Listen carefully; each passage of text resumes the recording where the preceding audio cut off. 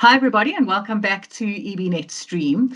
This is a conversation I've been looking forward to since I first heard him speak at the Pension Lawyers Association conference recently. That's Andrew Gilder, a director at Climate Legal. Welcome to EBnet.Stream. Thanks very much, Natalie, and thank you for the invitation. You're welcome. I wonder if you could perhaps introduce yourself a little bit about your background before we get into the meat of our discussion today. Certainly. So I'm a lawyer. I begin life as an environmental specialist lawyer. So I do a master's degree in environmental law 25 years ago, and commenced practice in a way that's fairly typical for a specialization in environmental law, which is to be looking at regulatory issues around environmental impact assessment. So this is more than 20 years ago. The interesting thing about the particular project that I had been asked to advise on is that it had a very clear climate change and carbon market carbon credit connotation. So the project is still to this day called the eThekwini Municipality Landfill Gas to Power Generation Clean Development Mechanism Project. So it's not a small title, it's an enormous title, but it's one of the very, very early movers internationally, actually, but certainly in South Africa, that was trying to apply the idea of carbon crediting and carbon financing to the development of a project. So effectively what the project is trying to do is establish a baseline of greenhouse gas emissions, to implement a series of activities that reduce those greenhouse gas emissions, and then to reflect that reduction in greenhouse gas emissions as carbon credits, and carbon credits have commercial value in the international space, and they have very particular value in the South African context these days because they are utilizable under the Carbon Tax Act as a means to limit a carbon tax liability. That is as may be, though, the point about that particular project is that it becomes the basis for what is now, an entire career based on climate change and carbon market regulation. What that has meant more recently is that in the context of Climate Legal, which is a two-person specialist legal consultancy, which I run with my co-director, Olivia Rumble, who sadly cannot join us today, we do quite a wide range of work in the climate change and carbon context. And for the purposes of our conversation today, I suppose the most important thing to know about us is that we drafted the Climate Change Act in the country. Now, the Climate Change Act came into operation at least partly in February, but the Climate Change Act is consequent for a number of reasons for business. And among those reasons are an increasing level of oversight and regulation that Environmental Affairs, the Department of Forestry, Fisheries and Environment, is going to be applying to industrial scale greenhouse gas emissions. Linked to that, though, is a very clear and broader financial and economic series of consequences, risks and opportunities that businesses need to take into account going forward. In fact, they should frankly have been taking these things into account for 5 or 10 years already. If investment and risk committees are not taking climate into consideration as part of their the series of indicators according to which they make decisions, then they are already behind the curve. And that's kind of the conversation I'd very much like us to have today. I'm gonna stop and backtrack a little bit in terms of what you were saying there, and I think we've established that you are one of the great minds and certainly industry experts when it comes to this. I wouldn't go that far. I've just been lucky. That's flattery. But let's go right back to, you talk about assisting or drafting the Climate Change Act. Let's talk, if we don't mind, set the scene or sketch the emerging climate change legal regime in South Africa for us. Sure. So there are two really interesting things, I think, to say about the climate change legal regime. The first one is that, not unsurprisingly, it is a legal regime that has been developed over many years, and I'll talk about that trajectory shortly, by successive departments of environment. Now, that might not seem a particularly unusual thing to highlight. The reason I highlight it is because the Department of Environment in this country and in any country around the world is peripheral. So those of us, it's peripheral to government and governance. Those of us who work in the sector like to think it is central, and it's very important to all of the decisions that are being made. And yes, over time, environmental considerations have become more important. But the reason I make that statement, particularly in the context of what we have now as the Climate Change Act, is because the Climate Change Act puts very substantial financial and economic power into the hand of the Minister of Forestry, Fisheries and Environment. So I'd like viewers, listeners to consider the following. Climate change is not primarily an environmental issue. It is primarily a financial, economic and investment issue. The reason that it is in most countries actually regulated under the Environment Department is an artifact of how these legal regimes arose, which was when 20 or more or 30 years ago now, actually. So if you want to, trace some sort of a historical context, you might go all the way back to the 1992 Rio Conventions, one of which is the Framework Convention on Climate Change. The Rio Conventions emerge from an international conversation around environment and sustainability. And so it makes logical sense for environment departments, national environment departments, to have taken responsibility for governance and regulation in that context. But as we go further on into understanding the consequences of climate change, we understand that those consequences, yes, they are environmental, but they are primarily financial. You take, for example, Hurricane Katrina, and there are very strong climate-related drivers of why that what in the business is termed an extreme weather event. There are very clear climate change drivers underpinning the ferocity of that event. Katrina is primarily a financial consequence. I mean, yes, there are, the impact of Katrina is visited upon the environment, but it's how we then deal with it as humanity, or as from a governance perspective, that the financial aspect comes in. So the first thing to understand is that we now have a Climate Change Act that is going to have very serious financial consequences across the economy. It, among the things that it does, is give the minister power to assign sectoral emissions targets across sort of sectors in the economy. That's an unusual power for an environment minister to have, because it's the kind of power you would expect a minister of finance to have. So sure. First idea.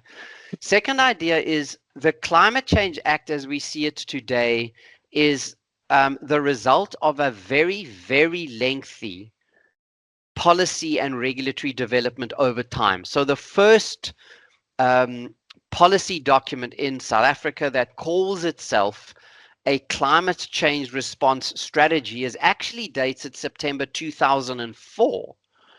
And it takes 21 years to get to a Climate Change Act, far too long in my estimation. And there are a number of reasons and dynamics as to why it took that long. which we don't necessarily have to unpick now. But the Climate Change Act, as we see it today, its differentiation, for example, between adaptation measures and mitigation measures, its attention paid to governance, its attention paid to finance, the attention that it pays to research, capacity building, and education, because all of these things are woven through that act, to either to a greater or lesser extent. All of those elements that now make up our climate change legal regime are actually reflective of the negotiations that have occurred, and by the way, are ongoing, continue to occur at the international level, at the multilateral level, and which at the moment see their ultimate reflection in the Paris Agreement and the rule book, the evolving rule book around the Paris Agreement. So South Africa is part of that international community. There are a number of benefits that will accrue to South Africa, including financial and investment opportunities. For us to be in a position to draw down and benefit from those opportunities, we must be seen to be doing, and we must be doing, the activities that are required of us as good international citizens to contribute to the global response to climate change. And at the moment, our Climate Change Act is our most obvious response to that, along with something like the Carbon Tax Act. Last thought for me at this point is that the Act itself is fairly typical of legislation that is administered by Environmental Affairs in this country, in the sense that it's framework legislation.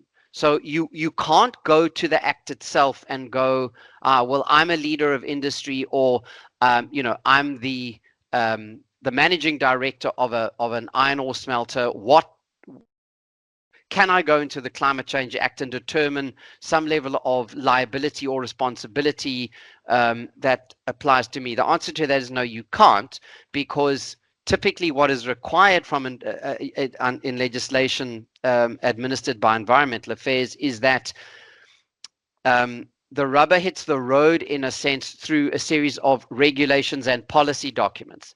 And we're now seeing the steps towards that first series, certainly, of regulations. I mean, we're expecting, they've been under development for some time.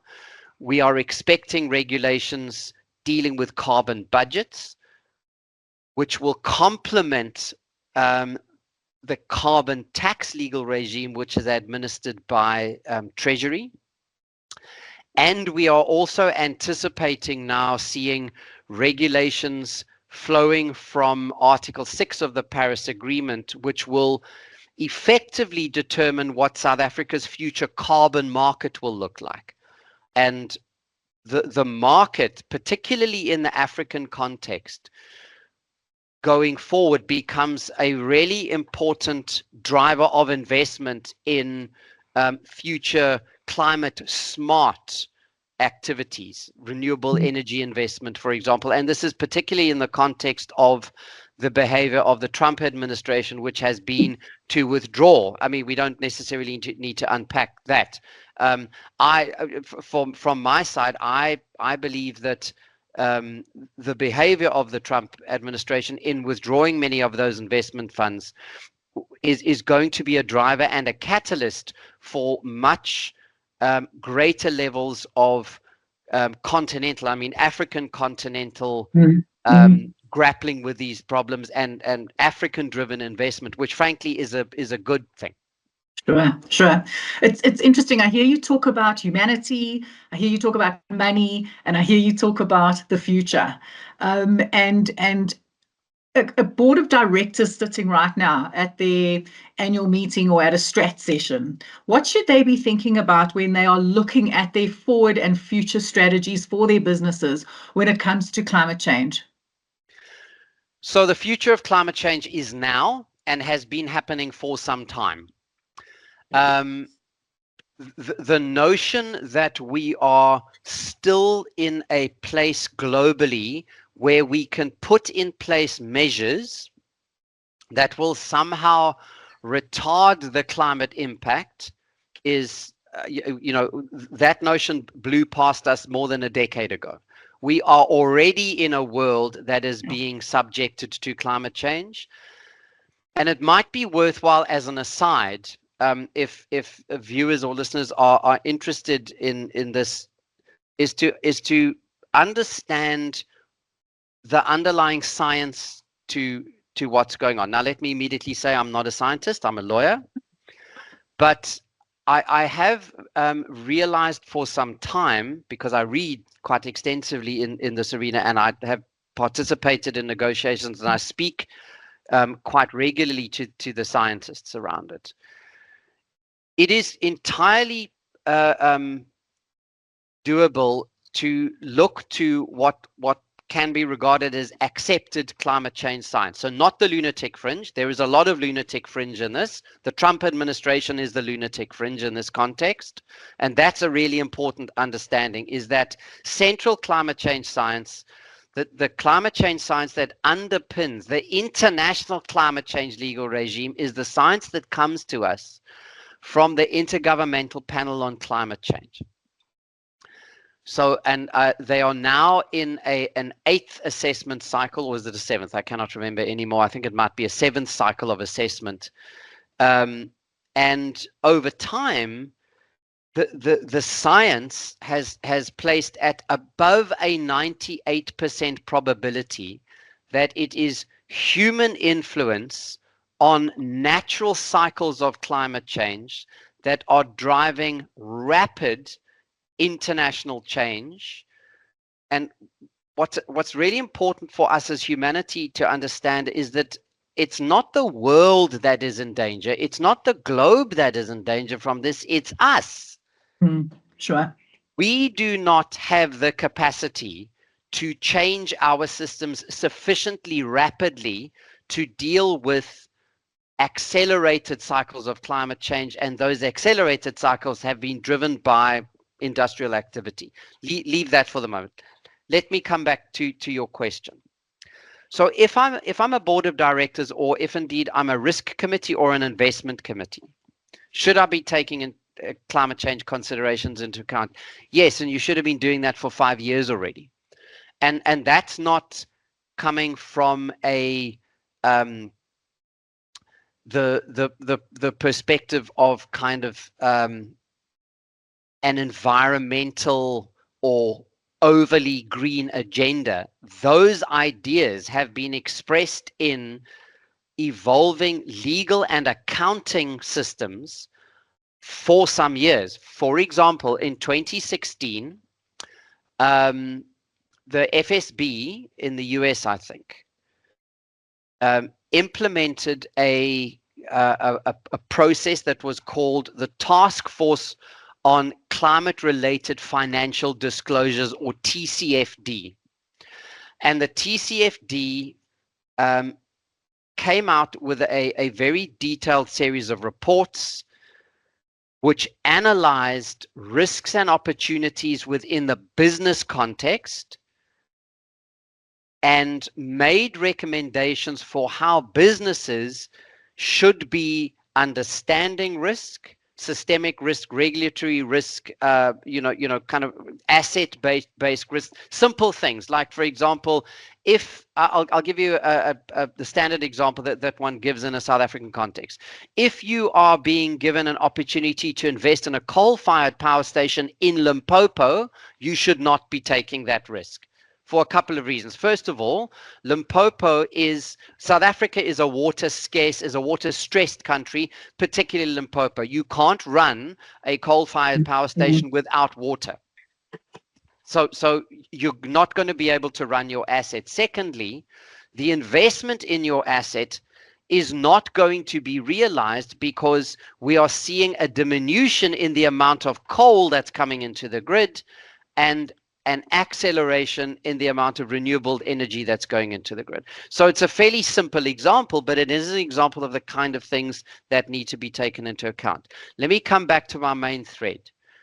and interested parties can go and look on the internet around these things. So the task force on climate related financial disclosures has led to the formulation by the International Sustainability Standards Board, the ISSB, of 2 IFRS disclosure standards as recently as the middle of 2023.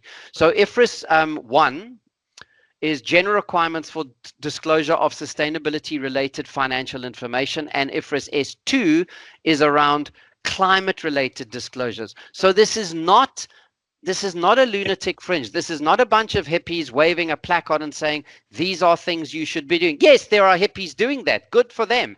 They should be.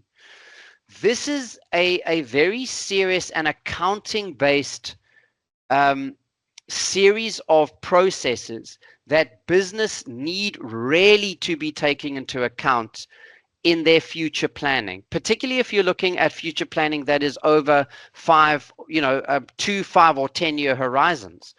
The world as we understand it now is going to be a very different place from the world that we anticipate 10 years hence. And the difference is going to be what climate change brings. And if you're not taking that very rapid evolution into account, then you might not be complying with your obligations as a director of a company.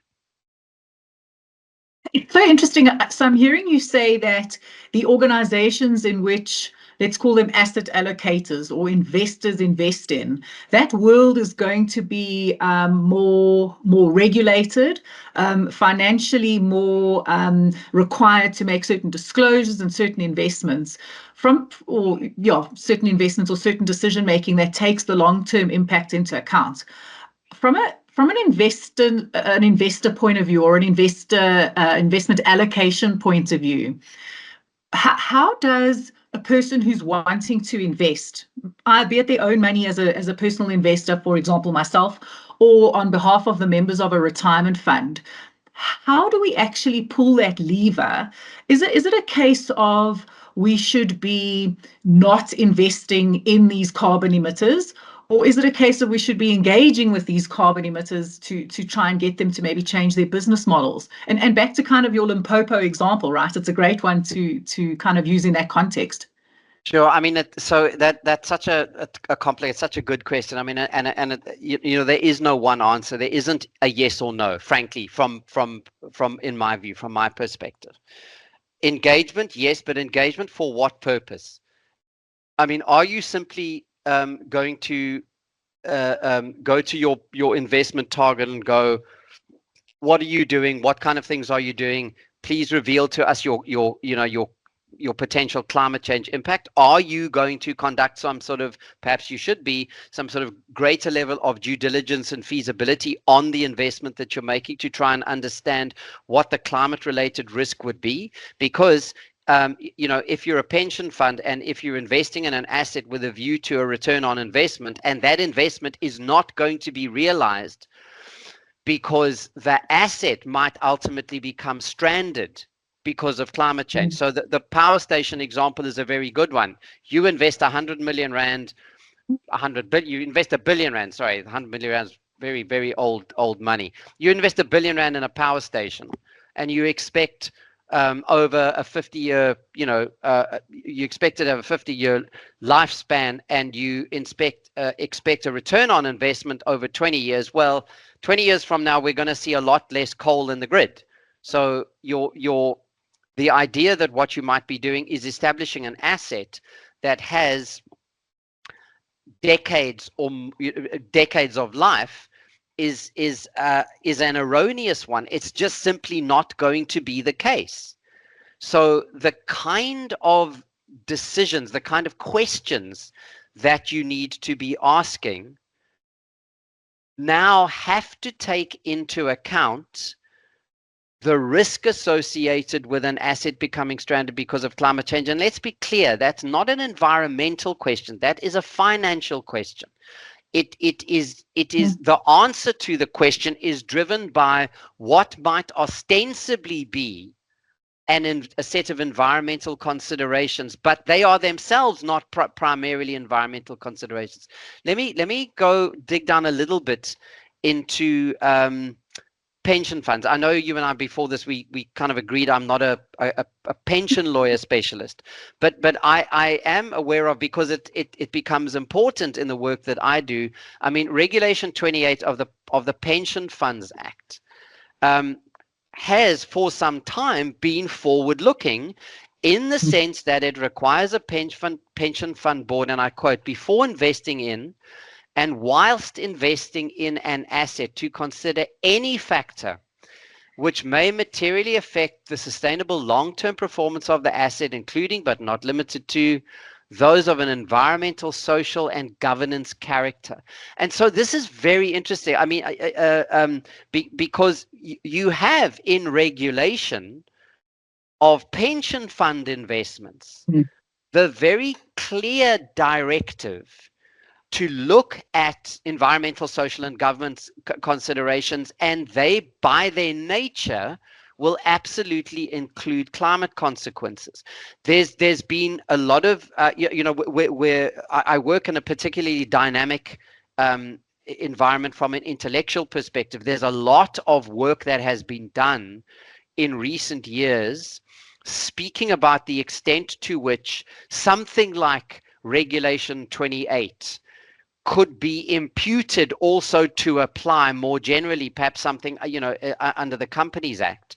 And now that we have King 5, in fact, even by the time we were seeing King 3, and we were becoming very clearly aware that judges were making decisions based on the way they were understanding King 3, and then ultimately King 4, now we have King 5. It would be very difficult, in my view, for the director of a company to say, my only obligation is to make profit for the company and the stakeholders. Yes, you might be able to argue that, but the obligation is so much more nuanced now than it was 20 years ago. Because the factors that you need to take into account that will lead to either profit or loss are much more complicated now. I love your use of the word nuanced, right? So as an advisor to these asset owners, a lot of them delegate the investment decision making to professionals, to investment managers, etc. And I want to bring in this word greenwashing, and I want to bring in the concept of a lot of the investors. Let's take, for example, myself in my personal retirement annuity investments. I'm going to believe a brochure that either the company itself or the investment professional or manager sends me to say, oh, this share that you're investing is good. What questions should I be asking? If you had to give an investor two important questions or two sort of clarifying questions that they could ask of a company or of an investment portfolio, what would those be? So you see exactly this kind of thing being driven very, very publicly by the likes of Just Share, who, by the way, have recently released a very substantial report looking at corporate lobbying in South Africa. And I would strongly recommend any business-related person to go and find the Just Share report on lobbying, because it reveals some very interesting behavior on the part of government and on the part of corporates around what Just Share is presenting as an attempt over years to delay significant climate action in the country.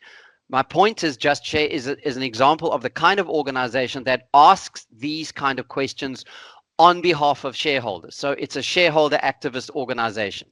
Should you as an individual or me as an individual be saying, hey, Discovery, what are you investing in my RA? Yeah, I mean, you ask a question which causes me to examine, my own behavior. Do I do that? No. Am I obliged to do that? Also, no. But I'm not making those decisions. I think the question at the level of the individual is more an ethical one. Is yes, if you have particularly pronounced ethical views around climate and environment, then go looking for investments that ostensibly provide that kind of investment.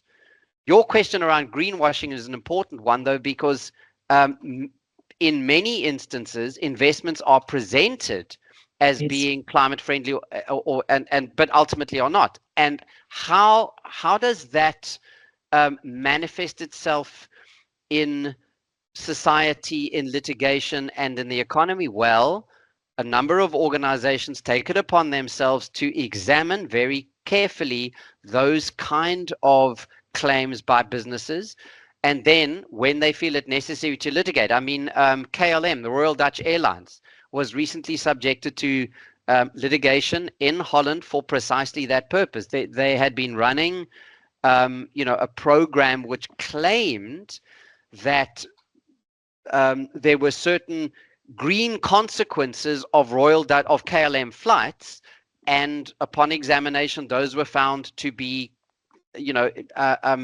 huffing, greenwashing, effectively, and they received a fine. We are in a continuum now of what I would perhaps describe as a grappling or a toing and froing between the interests,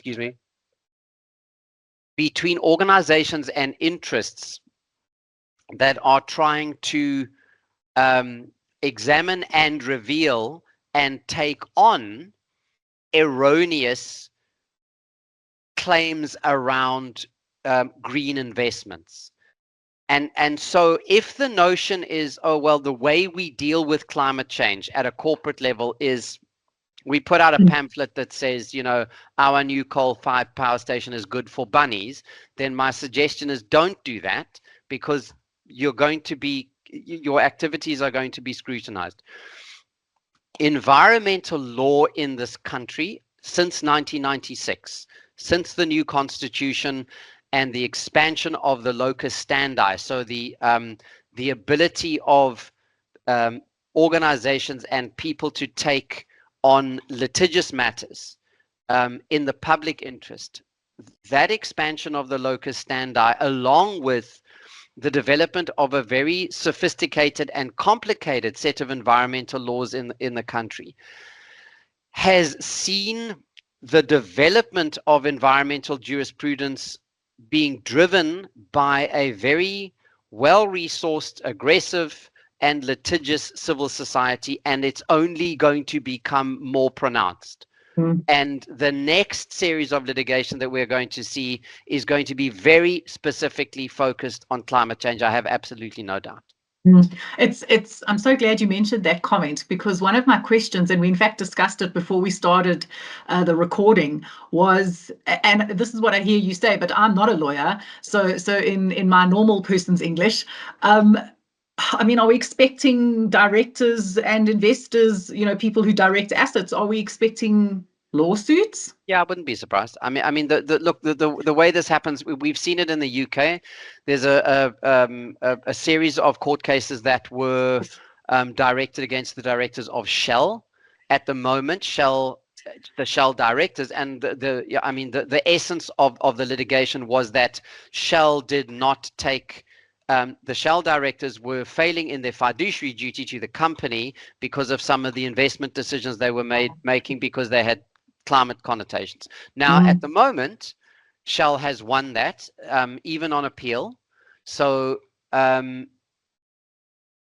notion that I often hear being expressed by company directors when one talks about the Shell litigation is to go, well, Shell won, so obviously they are right. That is to misunderstand that we are not talking about a series of individual battles. We are talking about a war here.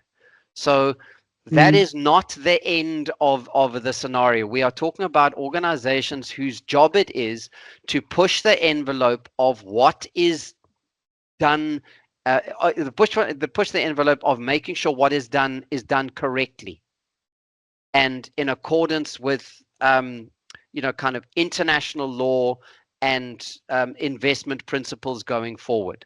So it might take some time, it might take some years, but it's definitely going to happen. I wouldn't be surprised if we see that kind of litigation happening in South Africa. Please remember, we already have a very successful legal campaign to bring to an end coal-fired power stations in the country. The fact that the government ignores the outcome of court cases is a different question.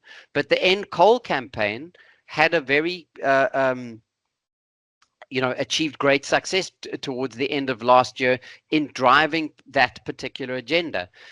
Is that the only consideration? Is the idea that we should be immediately stopping coal? One has to grapple with that as an advisor, both to kind of public sector, to government, and to private sector. These are the kind of things that we need to take into account and weigh up on behalf of clients all the time. But those clients need to be aware of these issues and attuned to and susceptible to them. And in many cases, when I speak to boards, we are still very much in a kind of a climate myopia in this country. I don't think that there is sufficiently serious attention being paid to climate change systemic business risk on the part of the business community in this country. Yes, the Institute of Directors comes up with guidance around climate change. The JSE comes up with a document around, again, guidance around climate change for companies. How much of that is actually being taken on board by companies? I don't think an enormous amount.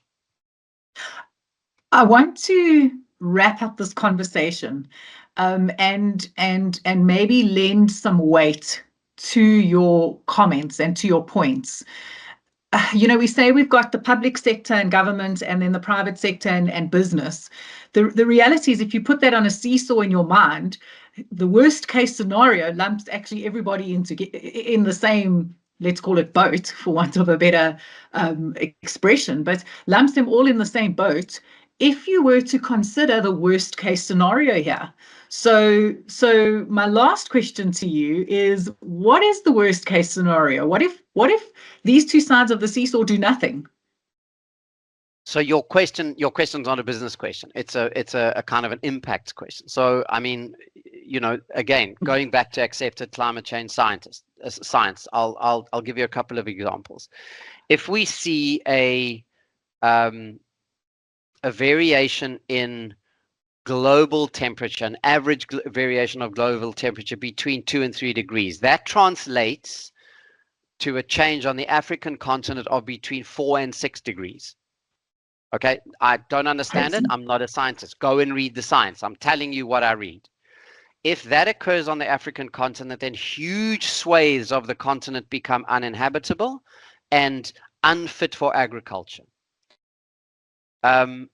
The consequences, the economic and social consequences of that are very, very difficult to contemplate, because you're going to have large communities needing to migrate from where they are now to other places. So the levels of economic conflict, the levels of kind of societal conflict become unimaginable.